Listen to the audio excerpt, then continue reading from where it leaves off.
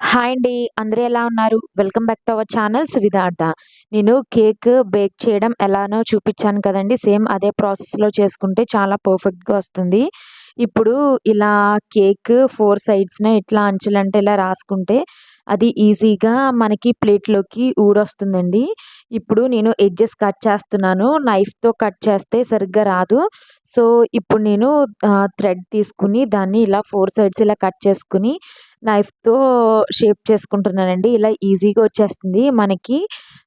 ఇలా నైఫ్‌తో కన్నా థ్రెడ్‌తో అయితే ఈజీగా, ఈవెన్‌గా వస్తుందండి. ఇప్పుడు నేను షుగర్ వాటర్‌ని స్ప్రెడ్ చేస్తున్నాను. షుగర్‌లో కొద్దిగా వాటర్ మిక్స్ చేసి మొత్తం కేక్ పైన రాస్తున్నానండి. ఇప్పుడు నేను ప్రిపేర్ చేసిన ఈ క్రీమ్‌ని రాస్తున్నాను. మొత్తము కేక్ చుట్టూరు రాసేస్తున్నానండి.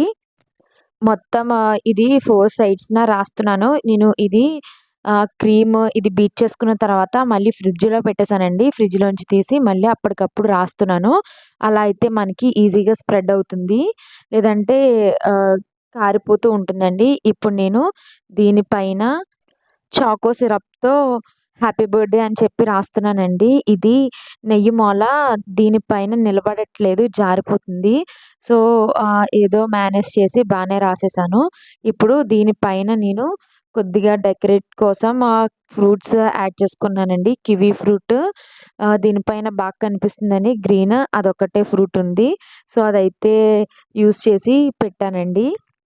కేక్ టేస్ట్ ఎలా ఉందో నేను నెక్స్ట్ వీడియోలో చెప్తాను. సో, ఇలా అయితే వచ్చింది. కేక్ నాకైతే ఏం పెద్ద నచ్చలేదు. అంత సాటిస్ఫైగా ఏం లేదు డెకరేషన్ పార్ట్. అది జారిపోతుంది. నేను అనుకున్నది వేరు. ఇది అవుట్‌పుట్ వచ్చింది వేరు. ఓవరాల్ లుక్ అయితే ఓకే. వీడియో నచ్చితే సబ్స్క్రైబ్.